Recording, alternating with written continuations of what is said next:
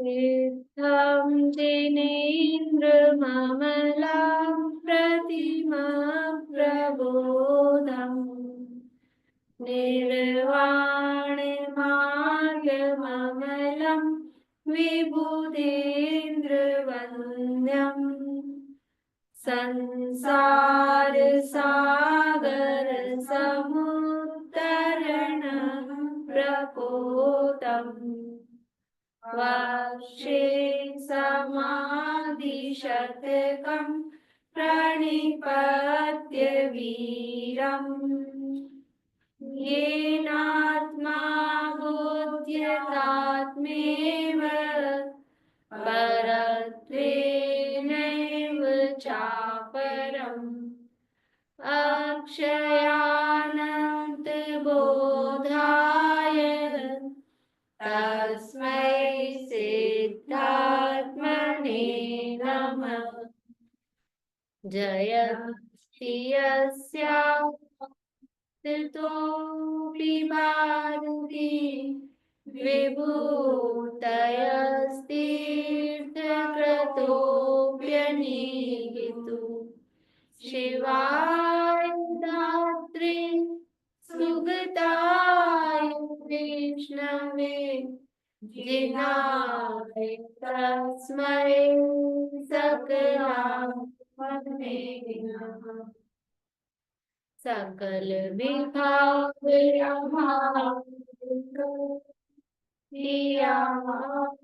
कल्याण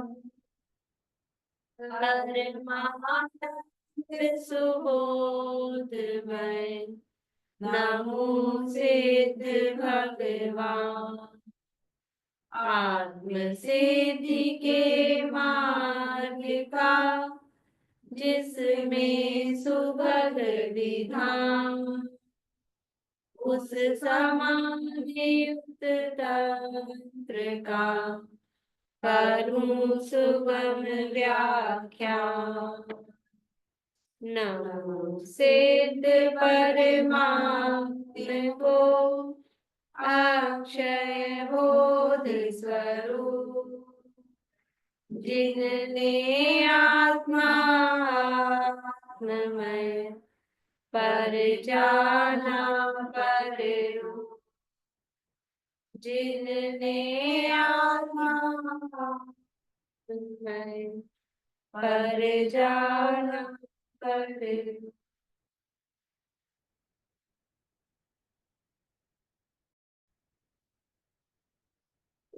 समाधि तंत्र नामक ही ग्रंथ है पूज्यपाद आचार्य द्वारा रचित। इसके अंतर्गत यहाँ चर्चा अपनी चल रही है शरीर से भेद विज्ञान की।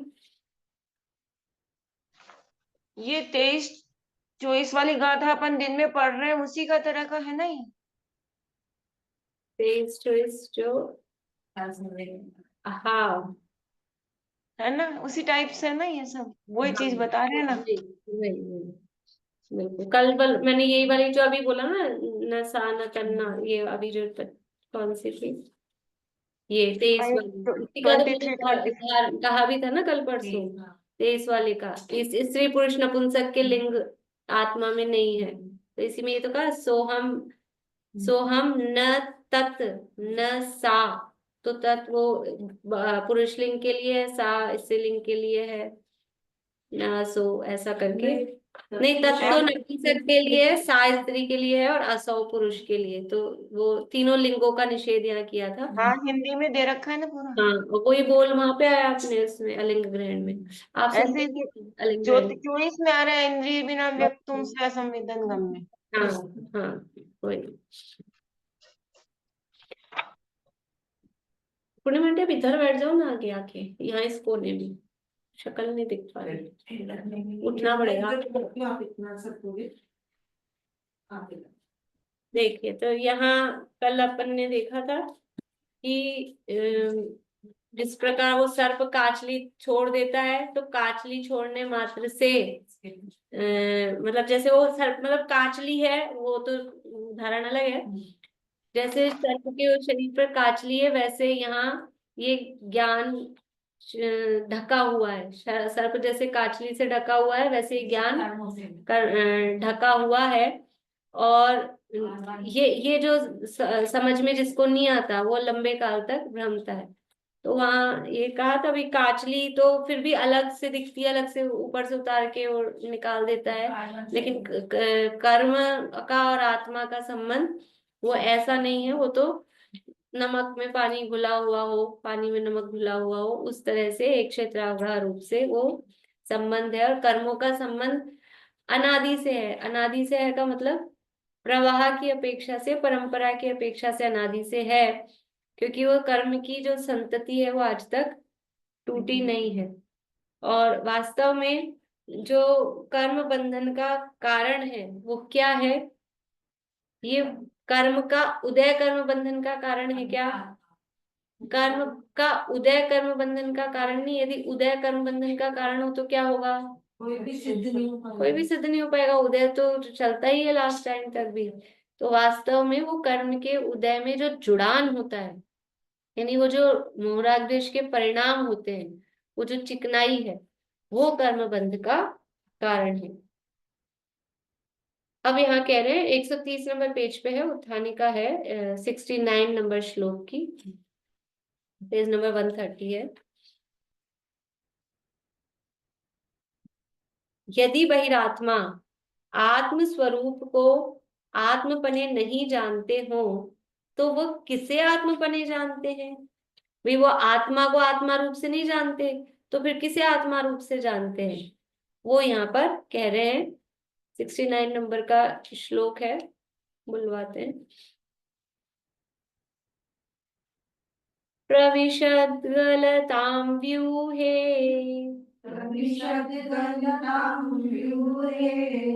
देहेणूनां समाकृतो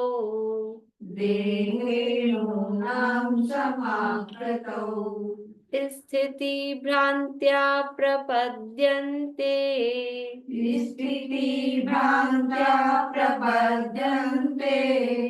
तमात्मानम् अबुद्धयः।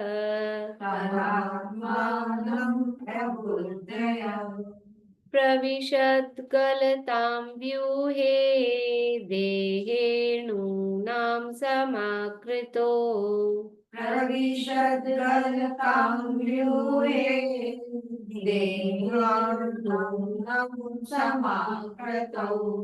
स्थिति भ्रान्त्या प्रपद्यन्ते तमात्मानम् अबुद्धयः।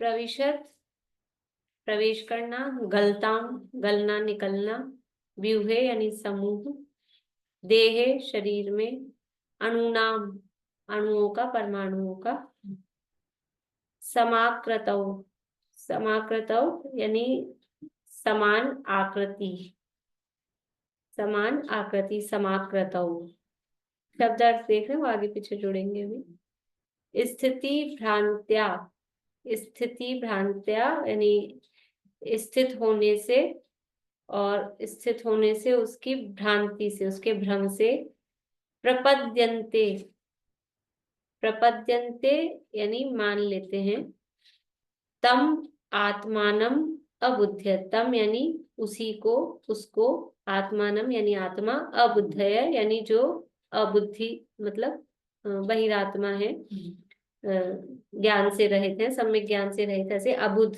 अज्ञानी जीव। तो क्या कह रहे हैं कि जो अबुद्ध हैं, अज्ञानी हैं, वो उसी को आत्मा मान लेते हैं। किसको आत्मा मान लेते हैं? कि ये जो जहाँ शरीर किसे कहते हैं? क्षीयते जायते, ऐसी व्युत्पत्ति थी उसमें सर्वार्थ सिद्धि में, कि जो निरंतर क्षरण को प्राप्त होता है वो तो शरीर, और शरीर है ये पौद्गलिक है। पुद्गल किसे कहते हैं? व्युत्पत्ति, व्युत्पत्ति से बताना है, पुद्गल किसे कहते हैं? पूर्ण गलन, जिसमें पूर्यति गालेति इति पुद्गल है, ऐसी व्युत्पत्ति आती। पुद्गल पूर्णता है और गलता है, वही शब्द आ गया। प्रविशत गलताम, यहीं से निकली हो, समझ लो ये परिभाषा। पूज्यपाद आचार्य ने तो ये लिखा है, पूज्यपाद आचार्य ने सरवार सिद्धि लिखी है, वहां इसी तरह की परिभाषाएं दी है। पूज्यपाद आचार्य के मतलब फेमस है किसमें, लक्षण बनाने में, ऐसे शब्दों से लक्षण बनाया सब में। द्रव्य किसे कहते हैं, जो द्रवित होता है। ज्ञान किसे कहते हैं, जो जानता है, जिसके द्वारा जाना जाता है, जो जानन क्रिया है, मतलब ऐसे करके सारे अर्थ उसमें दिए सरवार सिद्धि में। तो ये जो प्रवेश करते हैं और निकलते हैं, ऐसा जो अणुओं का जो समूह रूप क्या है, देह, ये जो शरीर है, इस शरीर में, और जो शरीर में ही समान आकृति वाला जो कौन है, आत्मा, इस शरीर में स्थित देह स्थिति, जिसमें अणु नाम अणु प्रवेश करते हैं और निकलते रहते हैं, ऐसे अणुओं के समूह रूप शरीर में जो समान आकृति वाला जो आत्मा स्थित है, आत्मा शब्द यहाँ नहीं दिया है, लेकिन जो समान आकृति वाला स्थित है, उसकी स्थिति को देखकर भ्रांति से जो अबुद्ध जीव हैं वो क्या करते हैं, तम आत्मानम प्रपद्यन्ते, उस शरीर को ही आत्मा मान लेते हैं। ये तो शरीर तो है अणु, जिसमें से आ रहे जा रहे निकल रहे हैं, लेकिन इस अणु वाले शरीर में, पौद्गलिक शरीर में वैसा की वैसी आकृति वाला आत्मा है। लेकिन जो अज्ञानी जीव हैं वो उस आत्मा को अलग नहीं समझते और उस शरीर को ही समान आकृति वाला होने से वो भ्रांति में पड़ के उसको ही आत्मा मान लेते हैं। प्रश्न क्या था कि वो आत्मा के स्वरूप को नहीं जानते तो किसे आत्मा मान लेते हैं, कि यही जो जो आत्मा जहां है तो बस उसी को आत्मा मान लेते हैं गलती से। वो आत्मा नहीं है एक्चुअल में, लेकिन फिर भी उसको, बच्चे ऐसे ही, मतलब बालक, अज्ञानी और बालक एक समान है। तो जैसे उसमें मोक्षा प्रकाशक में उदाहरण दिया कि वो किसी को कूटते हुए देख के, और कि उसमें से धान निकला, वो चावल निकले, हाँ, तो वो ये तो धान सहित उसको कूट रही थी तो उसमें से चावल निकले थे, और वो क्या करती है कि वो समान आकृति वाला देख के खाली खाली भूसा ही उठा लाती है और फिर कूटती है और फिर सोचे निकल जाए, नहीं निकलेगा। तो अज्ञानी ऐसे वो समान आकृति की भ्रांति में शरीर को ही आत्मा समझ लेते हैं।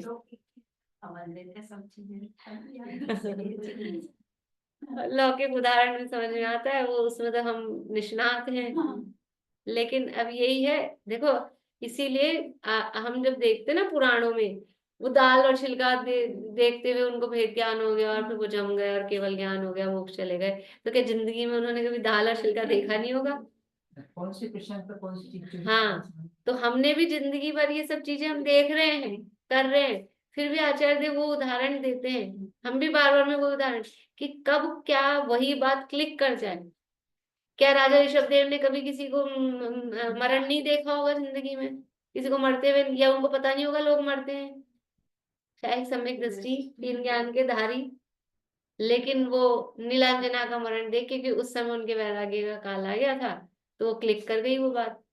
और भी तीर्थंकरों ये तो चलो इनका तो नीलांजना का है, बाकी तीर्थंकरों का ऐसे ना सफेद बाल देखा, हाँ, और कोई बादल बिकटे, तो क्या जिंदगी में इतने बड़े हो गए, लाखों लाखों वर्षों की आयु, बादल बिकटे हुए नहीं देखे होंगे कभी, अपन ने देख ली। लेकिन कब क्लिक कर जाए, बात वो है कि कब क्लिक कर जाए वो चीज, ऐसा है।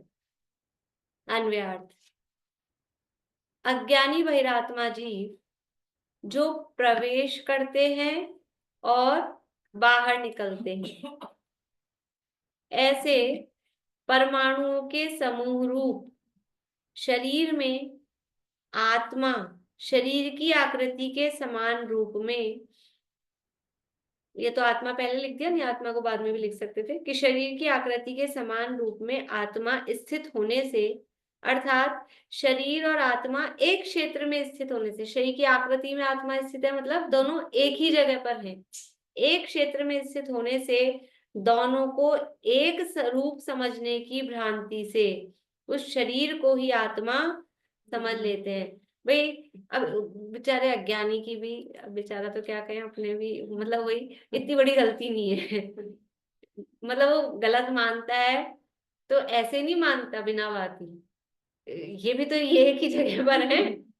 वहां वही मोक्ष प्रकाशक में लिखा है कि जीव में और शरीर में निमित्त नैमित्तिक संबंध इतने घने हैं, एक जगह स्थित हो तो भी एक उठे तो दूसरा वहीं रह जाए तो पता लग जाए हमको कि अलग थे।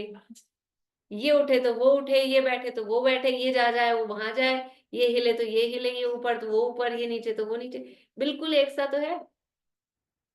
इसलिए भ्रांति, ये भ्रम का कारण, ये मिथ्यात्व का कारण क्या है? मतलब कारण मतलब निमित्त कारण, कि शरीर में और आत्मा में निमित्त नैमित्तिक संबंध, और जीव की इच्छा और शरीर के परिणमन में, इसमें भी निमित्त नैमित्तिक संबंध बहुत घने हैं। मतलब समझ लो आप 90% तो सिमिलर ही होता है, जो चाहते हैं जैसा चाहते हैं, ऊंचा करना चाहे ऊंचा हो गया, नीचा करना चाहे नीचा हो गया, इधर हिलाना चाह रहे इधर हिल गया, इधर हिलाना चाह रहे इधर, होता है ना 90%। तो कहीं 10% रख दिया, नहीं तो काफी होता है। इस चक्कर में वो बेचारा भ्रम में पड़ जाता है, क्या करे। ये बेचारा नहीं, पर वेद ज्ञान के अवसर भी बहुत मिलते हैं, पर वो देखते हैं। हाँ, पर वो विचार नहीं करता। चलो श्लोक और पद्यानुवाद का पाठ कर लेते हैं अपन।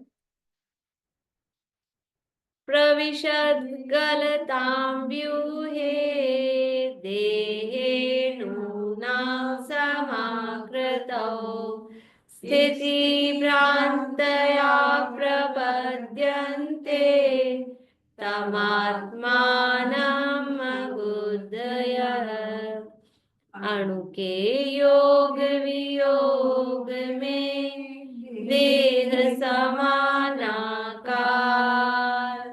एक क्षेत्र लख आत्मा माने देहाकार। ठीक है, वे देह को आत्मा समझते हैं। वे कौन? बुद्धि रहित बहिरात्मा। देखो क्या कह रहे हैं, बुद्धि नहीं है तो क्या उनके ज्ञानावरण का शुभशम नहीं होता? बड़े बड़े जज बन गए, वकील बन गए, डॉक्टर इंजीनियर बिना बुद्धि के बन गए।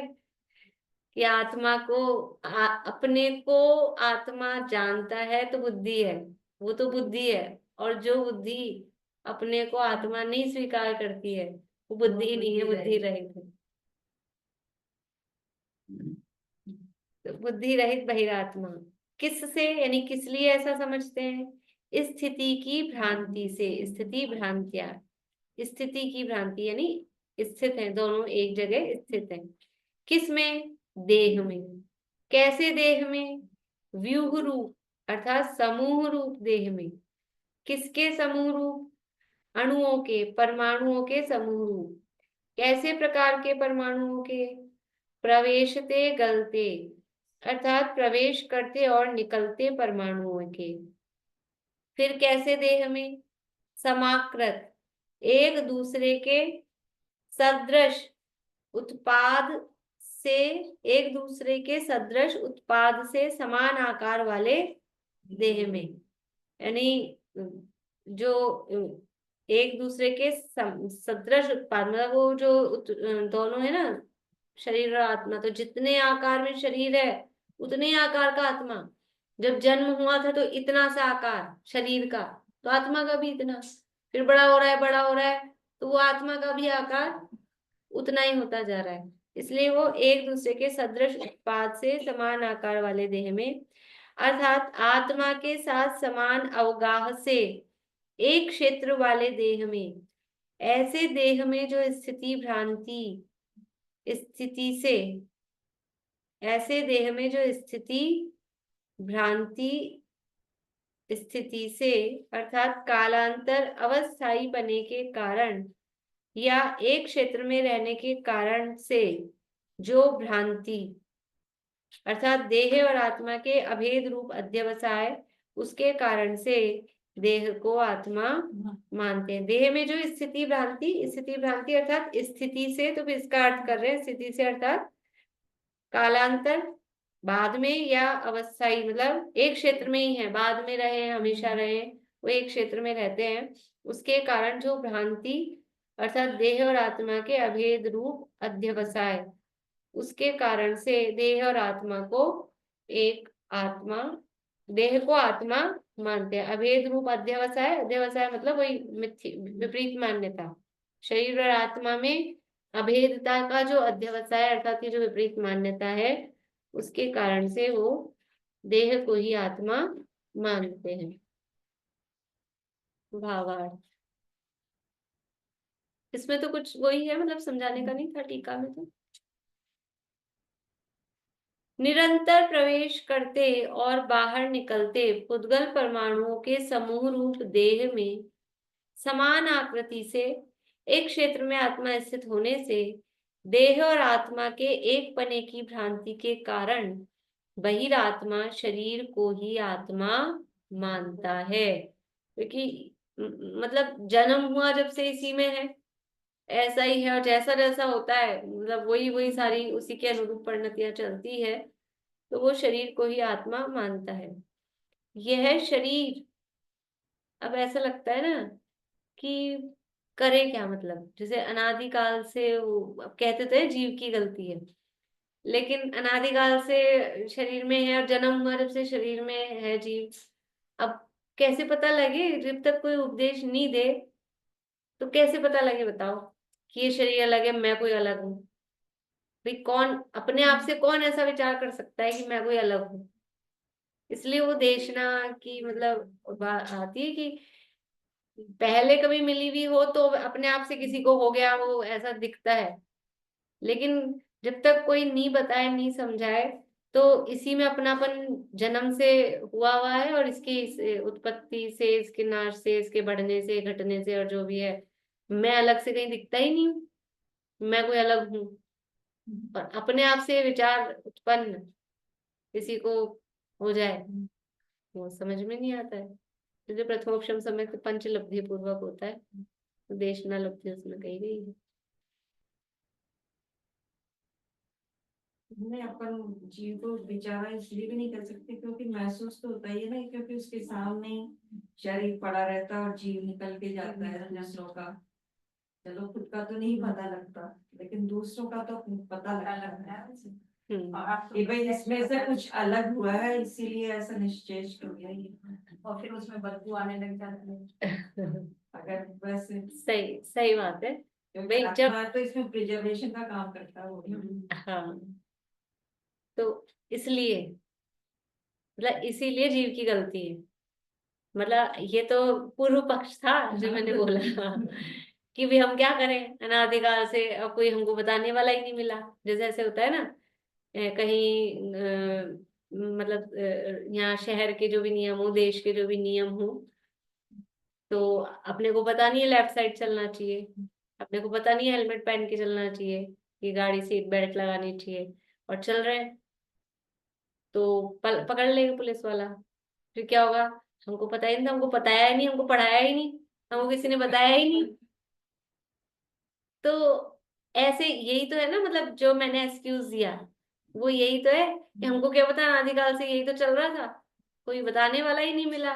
कैसे पता चले जब तक उपदेश नहीं दे बच्चों को कि कि ये, हाँ, कि ये तुम भारत के नागरिक हो, तो ये तुम्हारा कर्तव्य है कि तुम पता करो कि क्या क्या यहाँ रूल्स और रेगुलेशंस यहाँ पर हैं। ये क्यों नहीं पता है, ये किसकी गलती है। अज्ञानता से माफी नहीं होती, वो कहे मैं तो अनपढ़ गवार हूँ, मैंने पढ़ाई नहीं की, स्कूल ही नहीं गया। तो भी अगर रूल्स तोड़, स्कूल नहीं गया तो सड़क पे निकल के कैसे आए चला। नहीं, और फिर देख कैसे रहा है दूसरों को, हाँ तो देख रहा ना भी लेफ्ट में चलना, हाँ, राइट में और राइट है। दिखता है ना। इसलिए मतलब ये जो तर्क है कि हाँ, और वहां जो कहा उपदेश की अनिवार्यता प्रथमोपशम सम्यक में, वो एक अलग बात है, लेकिन गलती किसकी है। गलती तो जीव की स्वयं की है। कि अनादिकाल से शरीर का संयोग है, और वो भी क्यों है, वो भी खुद ने अपने आप को नहीं पहचाना, उसी के कारण है। और दूसरों को तो देखता ही है ना मरते हुए, तो शरीर और कुछ कुछ गया तब तो मरा, मरण क्यों कहा गया, कि कुछ गया तब तो मरण कहा गया, ऐसा है। यह शरीर पुद्गल परमाणुओं से निर्मित है। ये परमाणु वह के वही कायम नहीं रहते, जो परमाणु आए हैं जन्म के समय से थे वही रहते हैं क्या? अरे डॉक्टर्स कहते हैं, आज पता है संजीव जी के प्रवचन में 2 दिन से वही विषय चल रहा है जो कल अपन ने ये वाला पढ़ा था। अनादि से पर कोई भी कर्म नहीं है, वो वाला, और ये वाली बात भी जो अभी आ रही है ना, कि शरीर के परमाणु पूरे बदल जाते हैं। तो डॉक्टर्स वो ही बता रहे थे प्रवचन में, कोई डॉक्टर ही उनके लिख के दे रहे होंगे, 6 महीने में पूरा चेंज हो जाता है, सारे परमाणु बदल जाएंगे 6 महीने में। मतलब ये पूरन गलन जो भी है, दादा भी कहते थे ये बात, कि जैसे पहले ऐसे होता है अपन, जैसे ये पूर्णिमा आंटी है, कभी इधर कभी उधर ऐसे होते रहते हैं ना, तो जयपुर आए, तो जयपुर आए, अभी तो फिर भी 2 दिन 3 दिन में नहीं रहते हैं, पर कुछ लोग ऐसे होते हैं कि पहले कहीं रहते थे, अब वहां का पानी सूट नहीं कर रहा है, ऐसे बोलते हैं, वहां बीमार बीमार बीमार होते हैं, और फिर दूसरी जगह आ जाएंगे तो सही हो जाएंगे। या समझ लो ऐसा है कि भी ये गए थोड़े दिन के लिए पूना, तो पूना का पानी सूट नहीं करेगा, पूना रहेंगे तो बीमार हो जाएंगे, तो फिर 1 आध महीने में वापस आ जाएंगे जयपुर, ठीक है। पर फिर ऐसा होता है कदाचित पूना ही रह जाए परमानेंट, तो वो 1 2 महीने तो तकलीफ होती है, फिर उसके बाद क्या होता है, फिर ऐसा नहीं होता कि आप 2 साल पूना रह रहे हो तो 2 साल ही बीमार हो जाओगे, ऐसा नहीं होता। फिर वो परमाणु, वो जो शरीर, मतलब वो जो बॉडी है, वो अपने आप वो सारे परमाणु वहां के एनवायरनमेंट के हिसाब से हो जाते हैं। तो कैसे हो गया वो, कि ये बदल जाते हैं ना सारे। अब वो कभी यहाँ कभी वहां में, तो अपने को यहाँ का वातावरण सूट नहीं कर रहा, वहां का वातावरण सूट नहीं कर रहा, जो अपन ये अपने चलते ना पानी बदलने से, पानी बदल गया, तो वो ये चक्कर होता है। लेकिन फिर थोड़े दिन वहीं रहने लग जाओ तो वैसा हो जाता है। तो ये शरीर पुद्गल परमाणुओं से निर्मित है। ये परमाणु वह के वही कायम नहीं रहते, प्रति समय अगणित परमाणु शरीर से बाहर निकलते हैं और नए नए परमाणु शरीर में प्रविष्ट होते हैं। परमाणुओं के निकल जाने से तथा नए प्रवेश होने से स्थूल दृष्टि से शरीर की बाह्य आकृति में कोई अंतर नहीं लगता, स्थूल दृष्टि से नहीं लगता।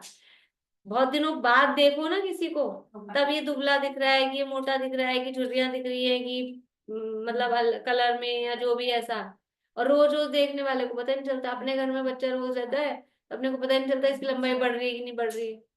दूसरा देखता है 2 4 महीने बाद, तो लगता है लंबा हो गया कि पतला हो गया, ऐसा। परमाणु के निकल जाने से तथा नए प्रवेश होने से स्थूल दृष्टि से शरीर की बाह्य आकृति में कोई अंतर नहीं लगता तथा आत्मा और शरीर का एक क्षेत्रावगाह रूप संबंध है। इसलिए दोनों की आकृति समान होने से अज्ञानी जीव को भ्रम होता है कि यह शरीर मैं हूँ। उसको अंदर स्थित आत्म तत्व का ज्ञान ही नहीं है। उसको तो यही लगता है यही मैं हूँ, अंदर आत्मा का ज्ञान है ही नहीं। अभी देखो ना, अब जो मरण को भी देखते हैं ना, अगर किसी का मरण भी देखा, तो वो तो अज्ञानियों की तो मान्यता ऐसी है कि ये पंचभूत से मिलकर ही यही जीव, इसी को जीव, अभी शरीर नष्ट हो गया, जला दिया तो जीव भी मर गया। ये 4 लाख मत वाले ऐसे ही तो मानते हैं, वे जीव पुनर्जन्म को मानते हैं कुछ धर्म वाले, लेकिन कुछ ऐसे भी हैं कि बस इन्हीं से मिलके बना, पृथ्वी जल अग्नि वायु आकाश, ये पंच तत्व से मिलके बना था और उससे विलीन हो गया। तो ये अज्ञानी को अंदर स्थित आत्म तत्व का ज्ञान ही नहीं है। शरीर और आत्मा को दूध पानी की तरह एक क्षेत्रावगाह स्थिति है। शरीर इंद्रिय गम्य है और आत्मा अतीन्द्रिय गम्य है। अज्ञानी को इंद्रिय ज्ञान होने से वह शरीर को ही देखता है, आत्मा को नहीं देखता। इसलिए वह शरीर को ही आत्मा मानकर एकता बुद्धि करता है और शरीर संबंधी राग द्वेष करता है। अज्ञानी को इंद्रिय ज्ञान है तो इंद्रियों से शरीर दिखता है, आत्मा दिखता ही नहीं है। इसलिए वो जो दिखता है, बस ऐसे चलती ना कहावत, जो दिखता है वो बिकता है। तो ये शरीर दिखता है तो बस शरीर को ही आत्मा मानता है। विशेष स्पष्टीकरण, जहां तक इस आत्मा को ज्ञानावर्णादि द्रव्य कर्म, राग आदि भाव कर्म और शरीर आदि नो कर्म में यह मैं हूं और मुझ में यानी आत्मा में ये कर्म नो कर्म है, ऐसी बुद्धि है, वहां तक यह आत्मा अप्रतिबुद्ध अज्ञानी है। समय सार की 19वीं गाथा है, नीचे दी है, उसका ये अनुवाद यहाँ दिया है, ये पढ़ते अपन गाथा। कम्मेनो कम्मम्मीय अहमिधियः कं च कम्मणो कम्मं जाये सा खलु बुद्धि अपरिबुद्धो हवदीता के परिणाम में नो कर्म के परिणाम में गलत हो गया। वो तो 73वीं गाथा क्या आ गई, प्रत्याहार। चलो अब जाने दो, अपनी आएगी। अर्थात जब तक इस आत्मा की ज्ञानावरणादि द्रव्य कर्म, भाव कर्म और शरीर आदि नो कर्म में यह मैं हूं और मुझ में यह कर्म नो कर्म है, ऐसी बुद्धि है, तब तक ये आत्मा अप्रतिबुद्ध यानी अज्ञानी है। किस किस में अहम बुद्धि रहती है? ज्ञानावरणादि द्रव्य कर्म, भाव कर्म और नो कर्म। इसमें कैसे रहती है अहम बुद्धि? ज्ञानावरणादि द्रव्य कर्म में कौन करता है अहम बुद्धि? कर्म, मेरे कर्म करते हैं कि नहीं करते? कैसे करते हैं? हाँ, ये मेरे कर्म, ये मेरे कर्म करते हैं। ये कर्मों में ज्ञान कम जाता, उस तरह से हम लोग कर्मों को ही तो अपना मान रहे हैं ना, कि हाँ मेरा ज्ञान कम हुआ, ज्यादा हुआ, शक्ति कम हुई, ज्यादा हुई। हाँ, वो तो ज्ञान कम ज्यादा वो तो फिर भी इनडायरेक्टली है, पर सीधे सीधे बोलते ना, मेरे ही कैसे कर्म थे, मैंने ही ऐसे कर्म किए हैं, मेरे मेरे करके बोलते मेरा कर्म मेरा कर्म। तो ये कर्म में अहम बुद्धि है। और रागादि भाव कर्मों में, रागादि भाव कर्मों में कौन करता है? सभी कैसे करते हैं? तुम कैसे करती हो बताओ? अच्छा लगता है, मेरा है। राग मेरा ऐसे कब बोलती हो? कब बोलती हो? मेरा बेटा नहीं, बेटा भाव कर्म नहीं है।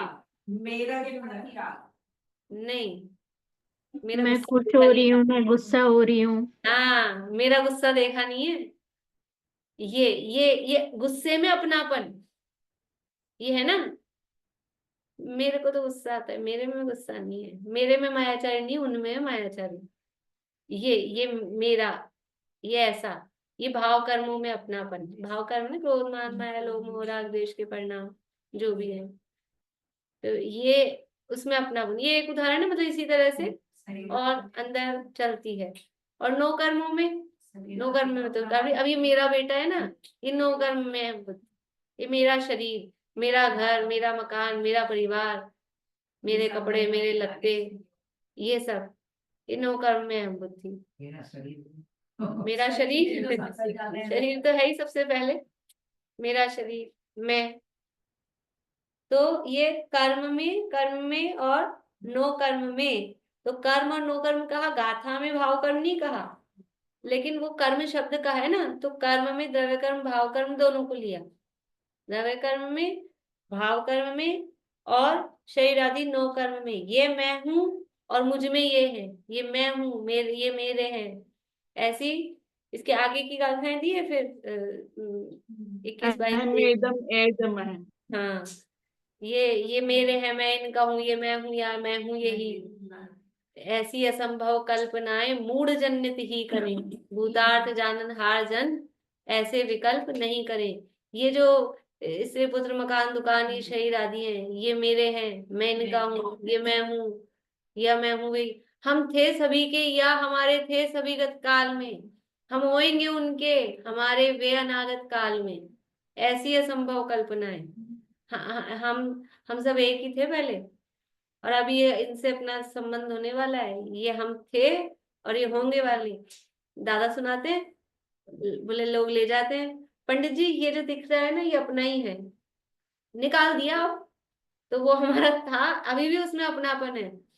और ये वाला है ना, ये लेने की सोच रहे हैं, वो जो लेने की सोच रहे हैं उसमें अपनापन, जिसको निकाल दिया फिर भी उसमें अपनापन, और जिसमें रह रहे हैं उसमें तो होगा ही होगा।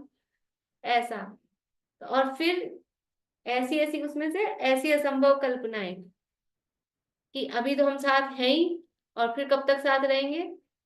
7 जन्म तक, जन्म जन्म का साथ है तुम्हारा हमारा। ये ऐसी असंभव कल्पना है। इस भाव में तो ऐसा नहीं हुआ, वैसा नहीं हुआ, अगले भाव में फिर अपन ऐसा करेंगे, वैसा करेंगे, कि अपन इनके हो जाएंगे, ये अपने हो जाएंगे, अपन इनको ऐसा कर लेंगे। ये सब असंभव कल्पनाएं हैं। एक भजन भी चलता है, वो भी नहीं चलता, देना है तो दीजिए जन्म जन्म का साथ ये ज्योति सब है। बहन, हाँ जी दाऊ। एक प्रश्न था मेरा। ये क्षोभशम में जब जो होते हैं तो देशघाती प्रकृतियों में सर्वघाती स्पर्धक वो अपने उदयाभावी क्षय और सत्ता रूप सम रहते हैं, यह सर्वघाती प्रकृतियों में होता है। देशघाती प्रकृति में 2 प्रकार के स्पर्धक होते हैं। सर्वघाती प्रकृति में तो केवल सर्वघाती ही स्पर्धक होते हैं। फिर ये क्षोभशम सम्यक दर्शन का जो है इसमें कैसे बनेगा? वो तो सर्वघाती ही है सारी। नहीं, एक सम्यक प्रकृति एक देशघाती है ना। सम्यक प्रकृति देशघाती है। मैं आपको फिर बताती हूँ, 2 मिनट ये पूरा कर ले तो समय भी हो गया। हाँ बता फिर दो, बताती हूँ। मेरा भी समय हो रहा है, मुझे प्रवचन में जाना है और ये विषय आज मेरे को आया है, आएगा तो मुझे एक दो एक्सप्लेन भी मिनट में करना ये है। पूरा करके वो प्रकरण हाँ हाँ अलग है ना। एकदम, कल कर लो कर लो कर लो। हाँ, देखिए आगे श्लोक में यह नहीं कहा कि कर्म के कारण जीव भ्रम में पड़ता है, परंतु वह अपने ही अपराध से वैसे भ्रम में पड़ता है। कर्म के कारण जीव भ्रम में नहीं पड़ता है, मतलब कोई दूसरा जीव को भ्रम में डाले, ऐसा नहीं। कहते तो है बहु विकट वन में कर्म बैरी ज्ञान धन मेरे हरियो। कर्म ने नहीं हरा है, तो खुद अपने ताले खोल के बैठा है, ले जाओ। तो वो आया है लूटने, वो चला के नहीं आया है। इसलिए यथार्थ रूप से आत्म स्वरूप को समझने की इच्छा करने वाले को आत्मा को देह से भिन्न भाना चाहिए। जो वास्तव में आत्मा को समझने की इच्छा करता है तो आत्मा को शरीर से भिन्न भाना चाहिए, मतलब भिन्न ही, भाना का अर्थ है मतलब उसकी भावना करनी चाहिए, अनुभव करना चाहिए ऐसा। अब ये अगला श्लोक कह रहे हैं, उसकी चर्चा अपन कल करेंगे।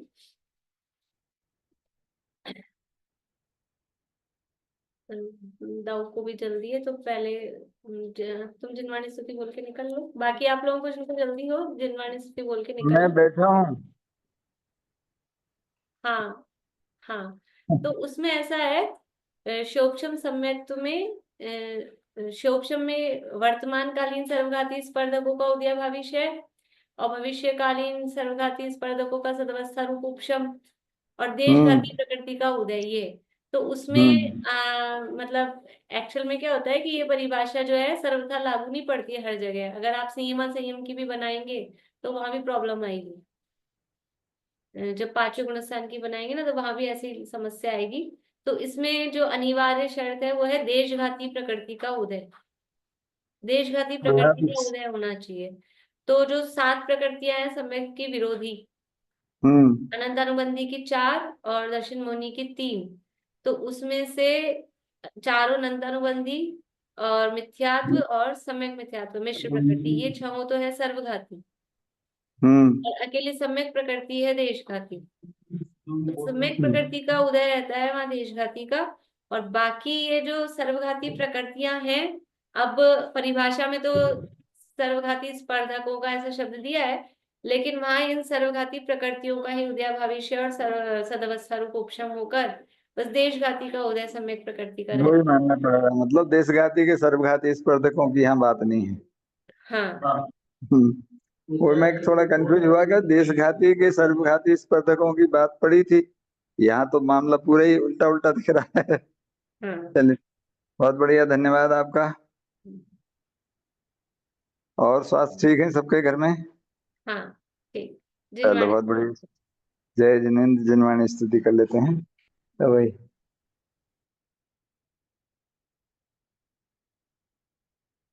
अहिंसा मई हो प्रवृत्ति सहज ही, जीवन का आधार हो सत्य सुख में, अजोय धारे पर प्रीति त्यागे, परम शील वरते रहे सहज निर्भय। महाक्लेशकारी हैरान है, उसे छोड़ लग जाए निज साधना में। भूल जाए सब में समता की धारा, से बढ़ते ही जाए सुवारा में। वे जितेंद्रिय परम तृप्त निज में, एकाग्रता हो परम भक्ता हो। साक्षात साधन मुक्ति का सुखमय, निर्दोष चारित्र जयवंत वरते। सर्वं के शासन जयवंत वरते, निर्ग्रह के शासन जयवंत वरते।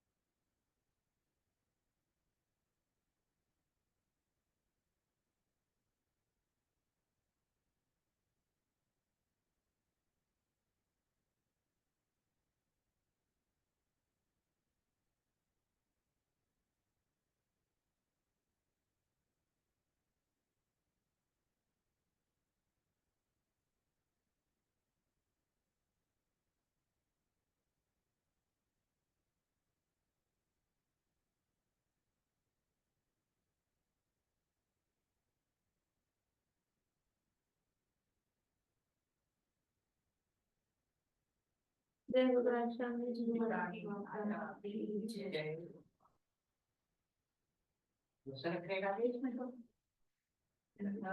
जय श्री सभी को। ये सारा टूट रहा है, ये सारा